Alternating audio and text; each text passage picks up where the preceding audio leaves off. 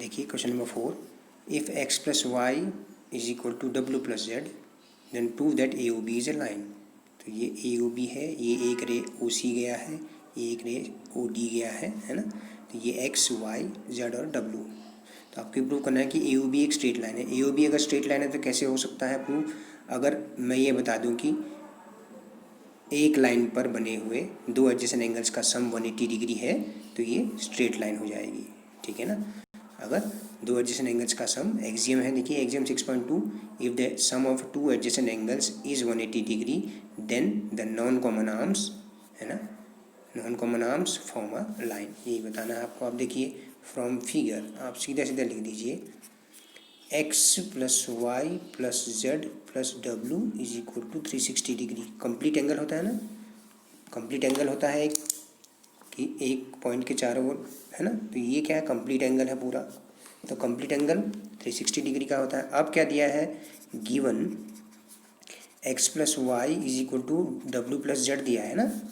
Okay, तो आप क्या कर लीजिए, सो इस इक्वेशन में आप क्या कर लीजिए, डब्ल्यू प्लस जेड की जगह एक्स प्लस वाई लिख दीजिए, ठीक है। ये डब्ल्यू प्लस जेड है, इसकी जगह पे एक्स प्लस वाई लिख दिया। तो ये होगा 2 times X plus 2y is equal to 360, या 2 कॉमन लिया, X plus Y is equal to 360 degree.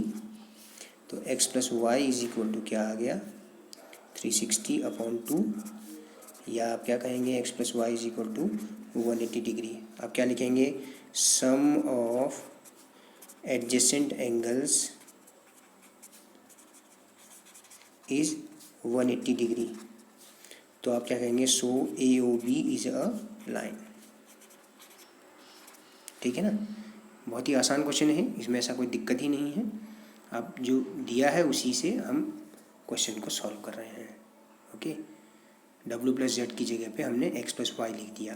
तो हमने देखा कि एक्स और वाई का सम 180 डिग्री। ऐसा कब होता है, ये दोनों एडजेसेंट एंगल्स हैं, इनका सम 180 डिग्री कब होगा, जब ये स्ट्रेट लाइन पे होंगे या अनकॉमन आर्म स्ट्रेट लाइन बना रही हूँ। ओके, क्वेश्चन नंबर 5 देखिए, बहुत ही इंपॉर्टेंट क्वेश्चन है बच्चों। क्वेश्चन नंबर 5 बहुत ही इंपॉर्टेंट क्वेश्चन है। क्वेश्चन क्या है, P O Q is a line. P O Q क्या है, एक लाइन है, रे ओ आर उस पर परपेंडिकुलर है। देखिए ये 90 डिग्री है, ये ओ आर परपेंडिकुलर है। O S is another ray between O R and O P ray. Okay, आपको प्रूव क्या करना है, angle R O S is equal to half of Q O S minus P O S. Okay, Q O S minus P O S का आधा। तो आप देखिए solution कैसे करना है। Okay, given O R is perpendicular to P Q, तो इसका मतलब क्या हुआ, एंगल पी ओ आर भी 90 डिग्री होगा, ठीक है। एंगल क्यू ओ आर और एंगल पी ओ आर दोनों ही 90 होंगे, है ना। तो ये भी तो 90 होगा। ओके, तो P O R is equal to 90। Okay, अब आप क्या लिख सकते हैं, पी ओ आर क्या है, दो एंगल्स का सम दिख रहा है यहाँ पे, देखिए फिगर में P O S plus angle R O S is equal to 90 degree.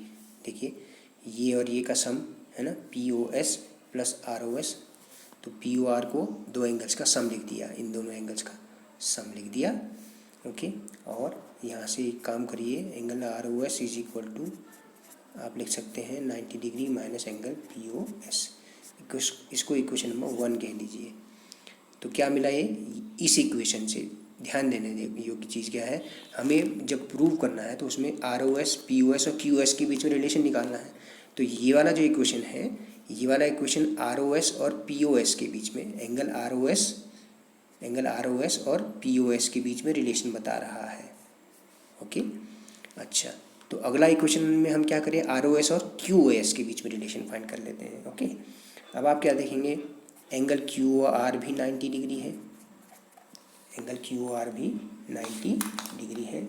Okay, तो आप क्या कह सकते हैं, एंगल क्यू आर को, एंगल क्यू आर को आप क्या कह सकते हैं, इसको आप कह सकते हैं क्यू ओ एस। मैं पेन चेंज कर देता हूँ, इस क्यू ओ एस में से आर ओ एस घटा दीजिए। है ना। तो angle Q O S minus angle R O S is equal to 90 degree, है कि नहीं। अब देखिए खुद यहाँ पे क्यू ओ एस में से यहाँ में से क्यू ओ एस में से अगर ये आर ओ एस घटा दें तो ये एंगल क्यू आर ही बचेगा, है ना। तो यहाँ से थोड़ा सा सिंप्लीफाई करिए, angle R O S is equal, इसको मैं वहाँ ले गया, इसको यहाँ ले आया, तो कुल मिला के ऐसा बन गया angle Q O S minus 90 degree. ये इक्वेशन नंबर 2 आ गई बच्चों, angle Q O S minus 90 degree. देखिए कैसे आया, ये angle Q O S minus 90 is equal to angle R O S. 90 को मैं यहाँ ले आया, आर ओ एस को उधर ले गया, फिर पलट दिया दोनों साइड को। Okay, add equation number 1 and 2। Equation number 1 और 2 को ऐड कर दीजिए बच्चों, तो क्या हो जाएगा, R O S plus R O S, angle R O S plus angle R O S is equal to 90 degree minus angle P O S plus angle Q O S minus 90 degree.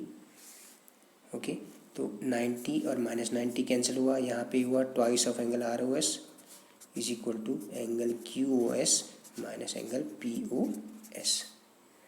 Angle R O S is equal to angle Q O S minus angle P O S whole upon 2,